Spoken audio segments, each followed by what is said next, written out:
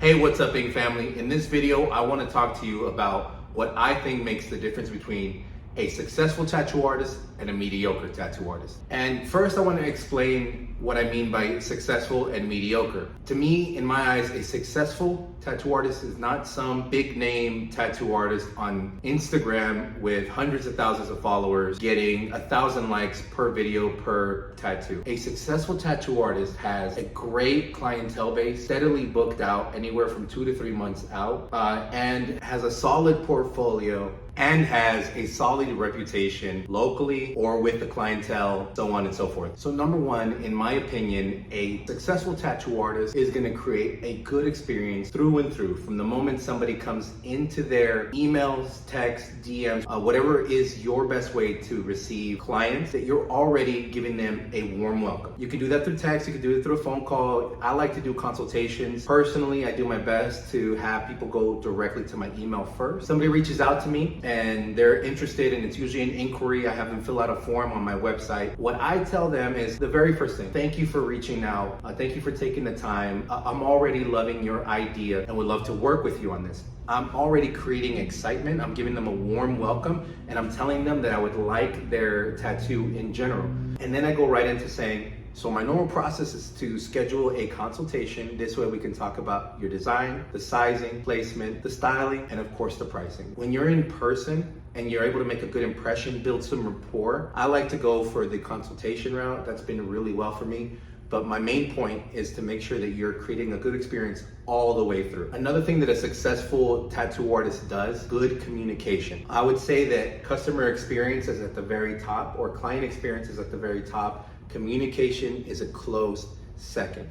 If you're not able to communicate properly with people, give them all the logistics of the tattoo, give them the yeses and the nos of what they can and can't do with their tattoo, what you like and what you don't like, what you prefer and all that kind of stuff. If you don't give them all that information, they're gonna start guessing, or they're just gonna start assuming things, and that never goes well. And so you wanna try your best to communicate as much as possible, and also explain yourself a little bit. That also helps me out a lot. Hey, what I like to tell people is, hey, I'm gonna speak a lot right now and I'm gonna give you all of my rules. Sorry if it's a lot, right? And most of the time people are really great about that, and they'll say, no, go for it. I'm all ears and that kind of thing, which is awesome, right? What I'm trying to get at is make sure to communicate with your client as much as possible if something comes up. If you're not able to create the design in time, if you just finish the design early, or if you need help with the design, or you don't remember everything that they mentioned during the consult or in the text or whatever it might be, you're communicating and doing a good job of following through with that client. Customer experience communication is right next to that. So you want to make sure that you're doing a great job of communicating with your clients. Another thing that a successful tattoo artist has is they're punctual. You have to make sure that when, especially if you're asking for deposits from people, that you're asking the commitment from them to put money down now without getting tattooed, without receiving a product, then you have to follow through with your commitment and actually be there on time, be ready with your design on time, especially if you guys talked about it. Not unless you guys talked about that you're gonna design it the day of, and that's something that you communicated right away, right? That you're on time with your design ready to go, with your station already set up if that's what you prefer and that kind of thing, but punctual. And if something comes up, let's bring back the communication piece and make sure to tell them right away. If you can't do the night before, the moment you wake up, you let them know, and then you make sure to communicate all the way through about you not being punctual, or if you need to cancel on. So that's another thing that I've seen it make or break tattoo artists, because the clientele has shown up in our doors complaining about the last tattoo artist experience, right? And so right along with being punctual, another thing that a successful tattoo artist has is that they have a schedule, something set in place that says, I am tattooing these days, I'm not tattooing these days, I'm doing consults and designs these days. Whatever that looks like for you, you can go ahead and create that however it is you like. You can create it around a part-time job if you have a part-time job. I know how it was in the beginning for myself. I used to do a full-time job and I would tattoo in the evenings and then Saturday and Sunday, but create a solid schedule and then stick to that schedule to eliminate the chaos of the day-to-day things. And then if somebody wants a day that it doesn't fall or fit within your schedule for your tattoo dates, I would recommend sticking to your dates and telling that person, hey, you know what, that day is not gonna work. I'm not gonna be able to tattoo that day. However, I do have these other dates available for you if you'd like to choose from these. Or we can go 2 months out, a month out, if you need more time. But you're kind of setting the precedence and creating your own boundaries around your schedule, and then stick to that. This is one of those things that I learned within the last couple years, to be disciplined with your schedule, to be disciplined with your boundaries and what you explain to clientele and what you say yes and no to. And that may sound like you're being controlling or that you're gonna be rigid and you're not gonna have freedom, but it's the exact opposite. The moment that you are disciplined with your schedule and you eliminate all the chaos, you're able to have a lot more freedom, because the days that you're off, you're off. You can turn off your phone, you can turn off your notifications, don't worry about anything else, and you're gonna feel so much more joy and peace by having a solid schedule. I would say another thing that a successful tattoo artist does well is, along with the communication, along with being punctual, you're also sending reminders and confirming appointments with clients. The way I like to systematize that to make it a lot easier on myself, because I can't do it physically. I know some people will physically reach out to each client and remind them a week before, the day of, whatever it might look like, of their appointment. I personally don't like that. I don't write down my appointments because that doesn't help me stay consistent. What I like to use is called G Reminder. It connects directly to your Google Calendar. When you set it up properly, you can have it set up so that way it sends the client a reminder of their tattoo appointment a week before and the day of. Also, the moment that you set the appointment on your calendar, it sends them a text notifying them, an email and a text notifying them of their appointment. Personally, I love that. It takes off a lot of peace of mind. And I know that when it's on my calendar, that person, most of the time, not unless life happens and they have to cancel, they're gonna show up for their tattoo. They know that that day is coming. And so I have a lot less no call, no shows, a lot less issues. People are communicating early if they need to cancel because they got a reminder ahead of time. So that way they start thinking like, oh, you know what, maybe should I cancel or not, right? That has helped me out a lot. I personally love it. My clients love it. My clients tell me all the time that it feels very professional, that it reminds them of almost working with a doctor's office because they send great reminders of your appointments and all that kind of stuff. And you can even set it up so that way it sends them a reminder email to do a review, or a reminder email saying, hey, it's been a month, how's your tattoo healing? You can do so much with G Reminders. I love it. So that's one way that I've been able to systematize having better consistency with my calendar and reminders for my clients. Also, another thing that a successful tattoo artist does is they ensure that the business that tattoos pays for itself. That you're making sure that you're not putting yourself in a position to where the day of or prior to your appointment, you're in need of supply. They should be able to pay for themselves. That's why we set a price for the tattoo to match what we need to pay and have a solid income. So you want to make sure that you're sticking to a schedule with buying your supplies, that you're setting yourself up to win. So that way you're not having to borrow from coworkers. It doesn't look good. It doesn't feel professional. Your client can also feel that. And so if you want to become a successful tattoo artist, you want to ensure that you minimize that as much as possible. And now, I fail on that too. It's always a work in process, right? Some days I run out of razors, some days I run out of gloves, and luckily enough, I work with other artists and I'm able to get that from them. But I really do try my best not to be in that position on a day-to-day basis. If you are in that position, then in my opinion, you are failing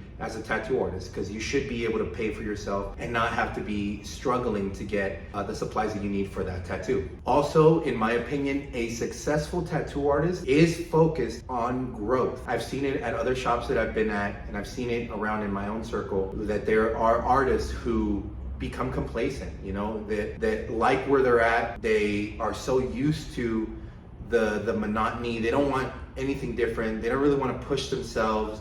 They see every tattoo as just another number, as another tattoo, get it in, get it out, and they don't even try. right? Or if they do a good job, they're not pushing for it to be better, to add an artistic flair to it. They're not pushing to grow. And in my opinion, the most successful tattoo artists out there that you do see with hundreds of thousands of followers and that kind of stuff, they have pushed themselves artistically with each tattoo and all of their artwork to try to get better, even with the small ones. And you should be grateful for those small tattoos. Stop thinking to yourself, I'm tired of these damn Pinterest tattoos, and tell yourself, thank God I have somebody walking through the door to pay me for a tattoo. I'm gonna kick ass on this Pinterest tattoo and I'm gonna get better. I'm gonna study it after I'm done and then see how I can do better on the next one until I can start doing the artwork that I really want to do. And that simple mindset shift is gonna be huge, and you're gonna see yourself start to skyrocket in your tattoo ability and in your day-to-day mental health. I guarantee you. And I'm gonna say there is much more that I can go into, but I think these are some of the top ones to pay attention to. This last one, I do think nowadays it is a lot more relevant than it used to be. Back in the day for marketing, things were a little bit different. You would used to reach out to magazines, had to start mailing out your artwork to each magazine every month or so and hope that one of them picks up your artwork and actually starts putting it out there. Or you'd have to go to expos, conventions, and shoot for a competition, bring some of your clients with some artwork, or do tattoo of the day and really start to showcase your artwork in a very physical way. Now with social media and the digital marketing option that social media has become, I think it's very important for a successful tattoo artist to put a focus on creating social media content. You don't have to do reels. You don't have to do witty or catchy gag videos and all this kind of stuff. You know, you don't have to do this whole skit route. I know some people can't go down that path. They just don't find themselves being that type of person. And I've seen some really great tattoo artists online that are, you could tell that they're solidly booked out because they're constantly posting a new tattoo. They don't make reels, or they hardly ever do that kind of thing. They look like they have steady clientele. But the difference that I see with those people and other tattoo artists that don't really have a lot of traction is that they're staying consistent with posting. It's okay if you're not posting a tattoo, post some sort of artwork, something. Stay consistent, stick to a schedule. You can do just pictures. There's no reason that you can't grow with just pictures. But another thing too that's been working really well for me, I'm gonna go ahead and say that right now I think it is a secret, and then people aren't catching on to this thing that you can do on social media. But if you see somebody's page, who else will be interested